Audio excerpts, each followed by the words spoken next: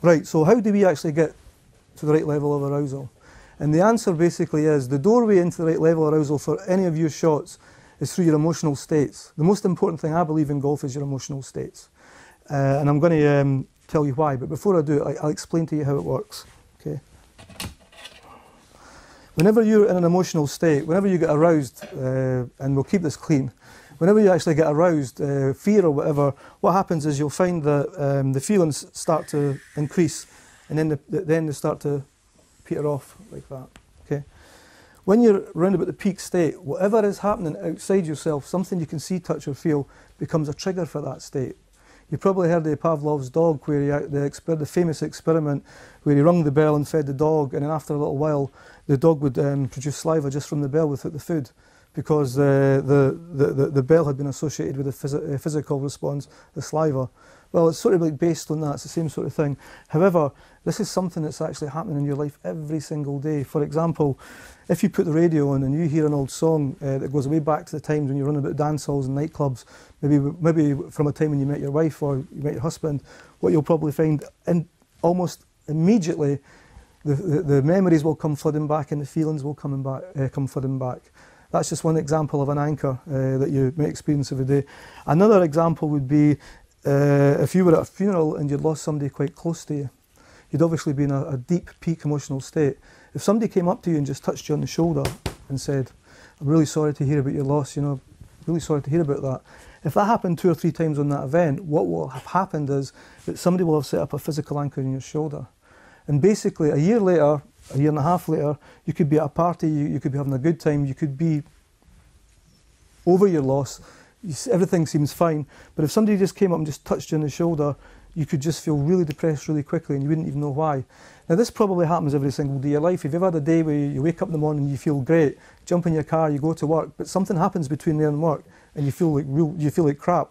Sometimes it can happen in the reverse. Chances are you're actually triggering off all these anchors that have been set on your way to work. Okay. So this is the key. The thing about emotions is that you can actually set them up quite easy. You can chain them to things. Now, if we go back to some of the original things that we spoke to, like I think people call them the bogey hole or the elusive club that you can't use, that's just a simple matter. What you've done is you've had a bad day, you've been in a state well at your performance zone, and you've had your club in your hand, and the act of holding that club, the act of having it in your hand has now become the trigger for that state. So every time you look at that club, every time you touch it, it triggers off the state that was associated with it when you had the bad day or the bad couple of shots. So now what's happened is every time you touch that club, in fact, if you go back to the old times and people spoke about curses and things like that, that's all a curse was. When something is cursed, somebody has set up a trigger. And that's what happens with bogey holes, that's what happens with with specific clubs. That's what happens with teeing off.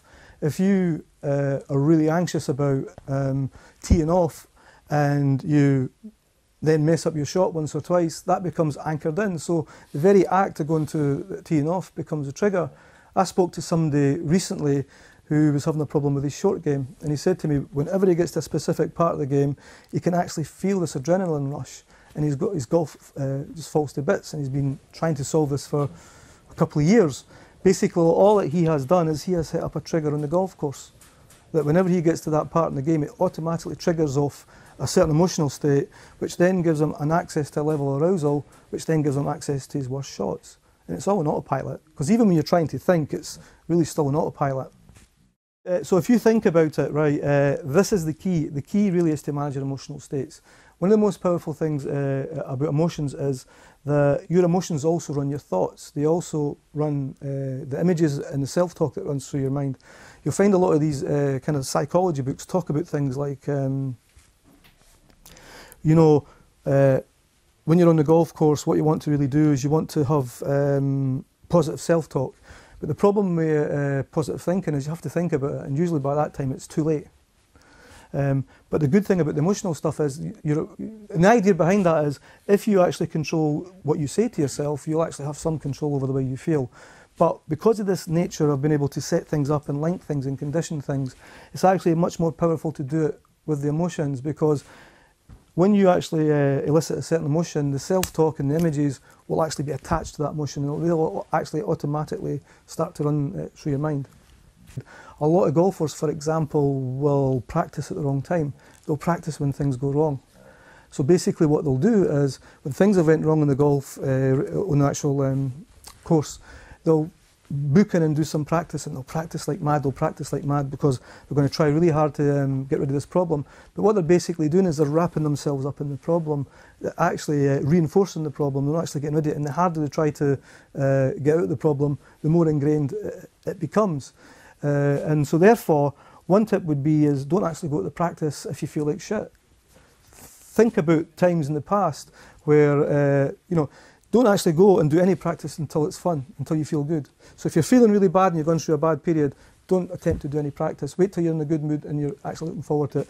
We've also got techniques and ways of conditioning your mind to actually be able to access that almost at will. But if you could imagine going to a practice range, say even after having a bad day at work, and you're in a pretty negative emotional state, it's a bit like walking onto a white carpet with muddy boots.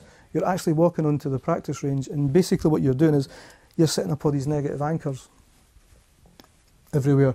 So really before your practice, you have to really clear your mind and get yourself into the right emotional state. Another thing is that golfers tend to do is they can have a really good game, and they can have quite a few good shots.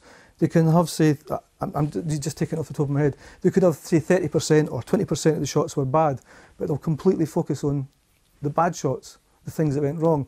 Or they can do it the other way around, is they can have one or two good shots and the rest of the shots were really bad, but they'll still focus on the bad shots. Then they'll go and see a golf pro and he'll look for things that are actually wrong. And that's a very traditional way of looking at things. We're always looking for problems to solve. But if you actually want to make progress and you want to get somewhere even faster, what you want to do is you want to look at what you've been doing right. So if you've had a couple of good shots on the golf course, what you want to do is you want to anchor these feelings in, and you want to, for example, say on the practice range, you have a good shot.